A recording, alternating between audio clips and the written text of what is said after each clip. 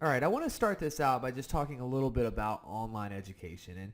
And I think online education is here to stay. It's one of the fastest growing markets in higher education right now. Lots and lots of universities are starting to put their courses online. And while there's a lot of positives about online education, I mean, it allows people who wouldn't otherwise have access to a university education to have access. There's also a lot of challenges. And one of the big challenges is having good tools available to put courses online. And if you don't have tools available, it can kind of be a nightmare. If you don't have the right course materials, you're going to get tons of emails, you're going to get tons of questions. It can be very, very hard to manage the course. So in this WebEx, what I want to do is introduce some of the tools that we've developed that will make it very easy for you to put your course online. And the tools I'm really going to focus on are lecture videos, video assessment quizzes, or quizzes to assess whether or not the students watch the videos, extra practice with guided examples, online exams, and then finally I'll talk a little bit about how you can use these tools to build an online course.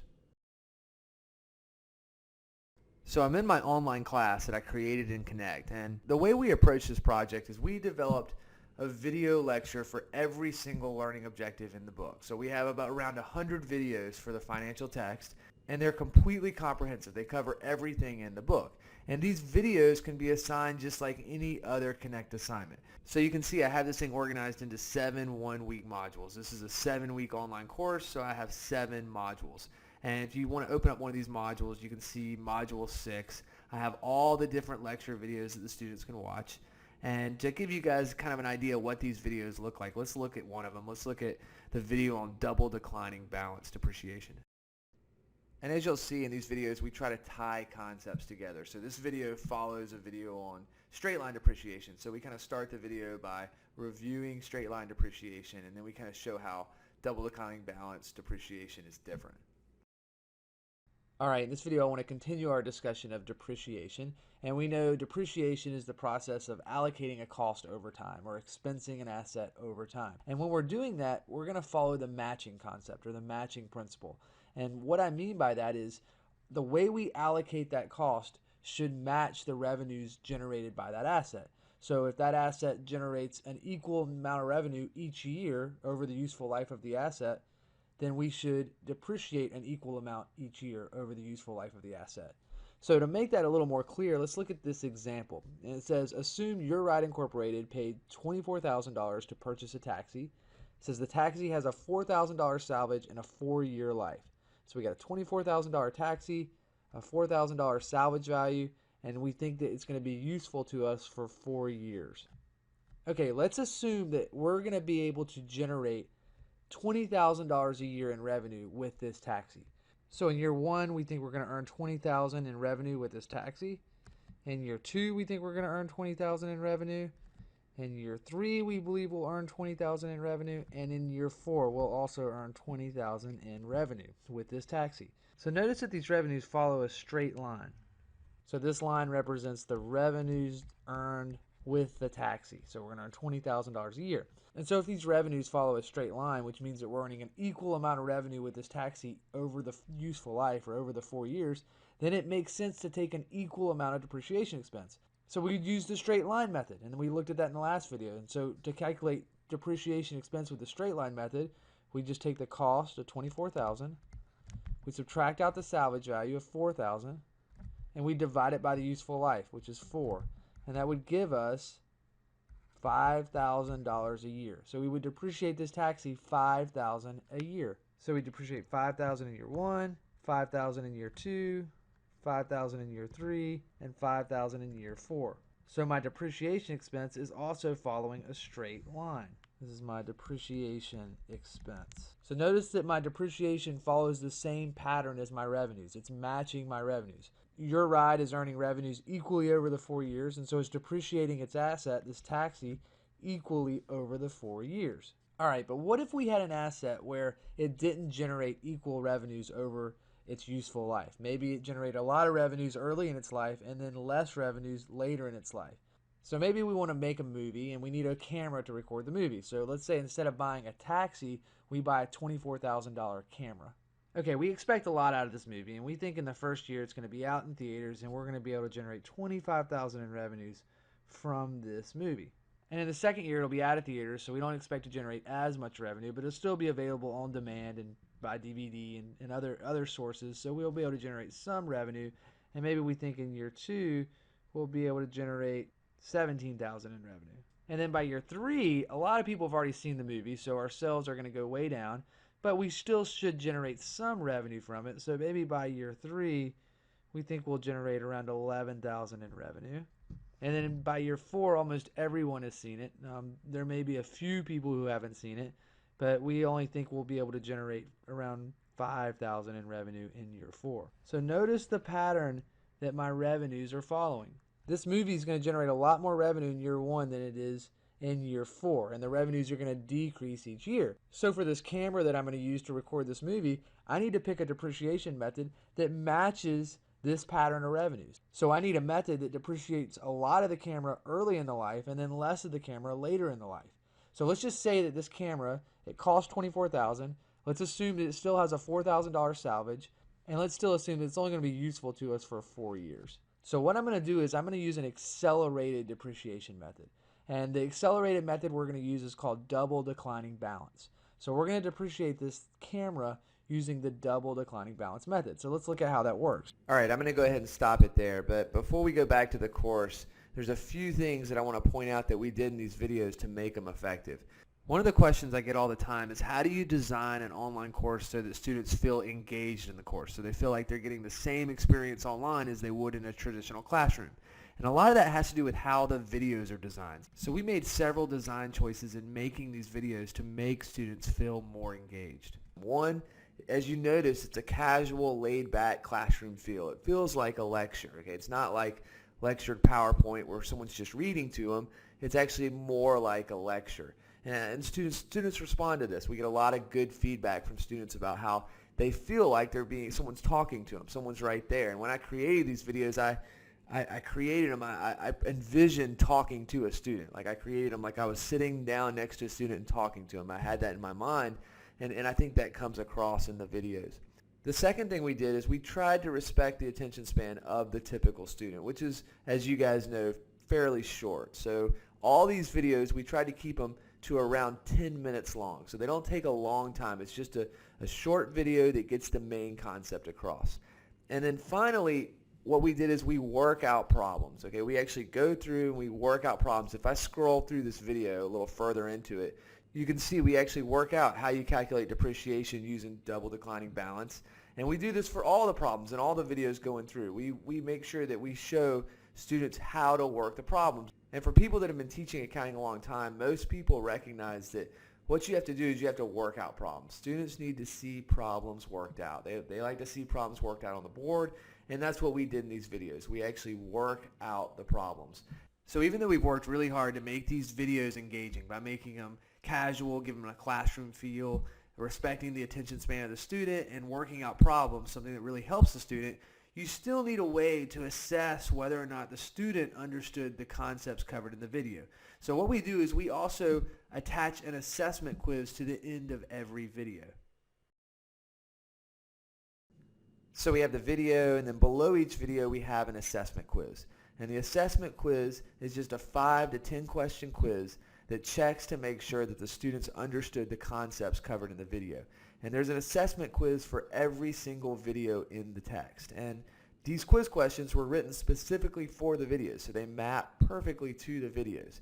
So watching all these videos and taking these assessment quizzes is a big part of the student's grade. And I reflect that in my grading system in my class. I make the videos and the quizzes 30% of the student's grade. So they have a strong incentive to take this part of the course seriously, to watch the videos and take all the assessment quizzes.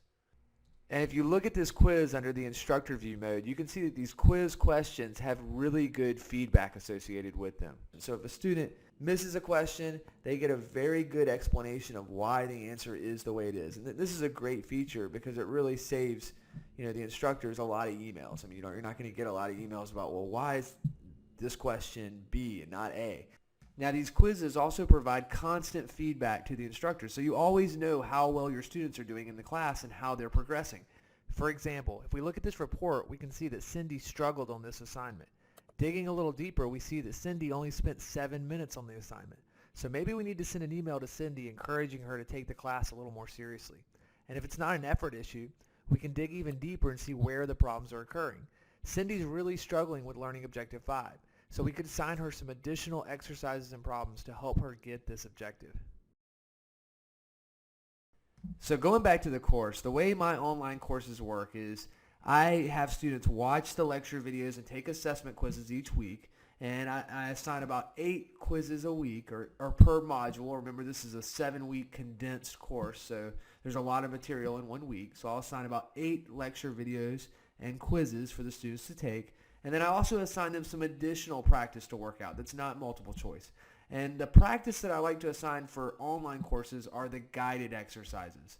Now, this book contains all kinds of exercises and problems. Some are static, some are algorithmic, but I like to use the guided exercises because the guided exercises also include a video that shows students how to work a similar problem if they get stuck.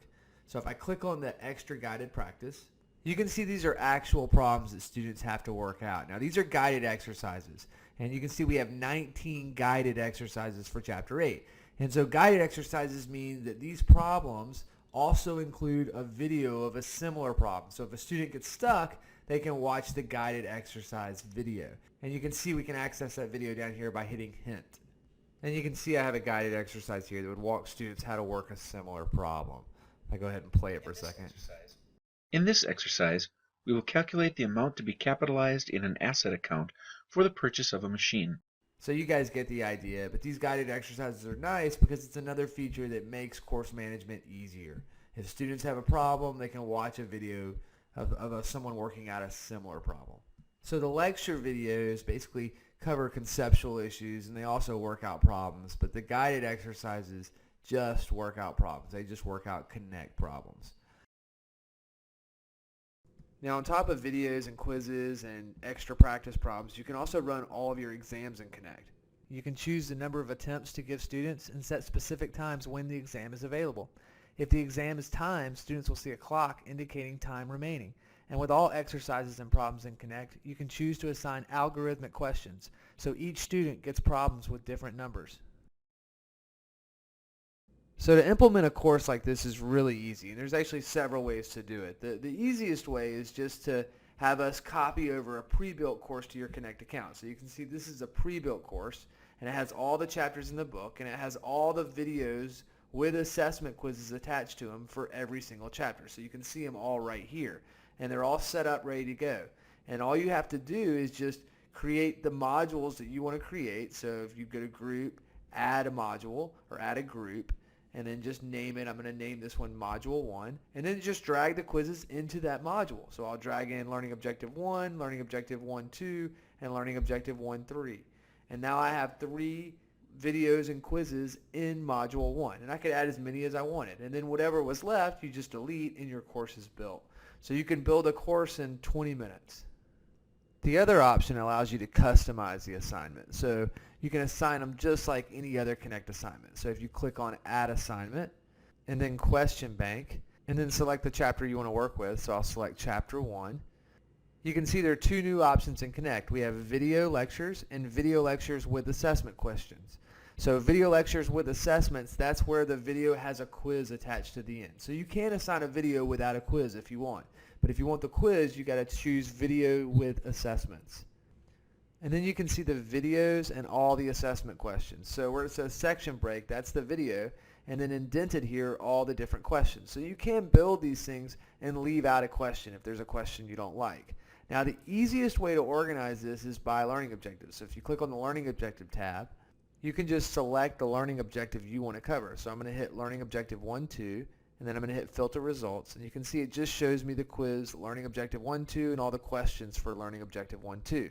So I'm going to check these, and maybe there's one question I don't like, so I'm going to eliminate that question. And then I'm going to assign all of these questions. So I hit add and add individual questions. And then I just name the assignment. So I go up and I hit rename, and I'll name this chapter 2, learning objective 2, and then I just hit save. And then I just assign the assignment. So I go to the bottom, I hit continue. I'm going to assign this as a quiz, and then I can hit expand advanced settings, and I can see all the different settings that I have. There's all different kinds of things you can do with this. One of the most important ones, I think, is the attempts. So I make sure the students have 2 attempts on these quizzes, so they have 2 shots at trying to get a good score. But you can also adjust things like feedback and resources that are available, and all different other options. So I'll hit review and assign, and then I hit assign. And you can see the assignment is in my Connect course now, and I just drag it into the folder that I want to put it in. So I'm going to drag it into Module 1. And it's that simple. It's that simple to assign these videos. So that's a brief overview of the new tools that are available in Connect to put your class online. Now these videos are also great for flip classes or to just use as a supplement to your traditional class. I know a lot of people just use these videos to assign to students if they miss class. It's just another supplement that you can assign that makes course management easier. I'd like to kind of just open it up to questions now. If anyone would like to ask a question, feel free, or if you want to email me or call me, feel free to. Here's my contact information.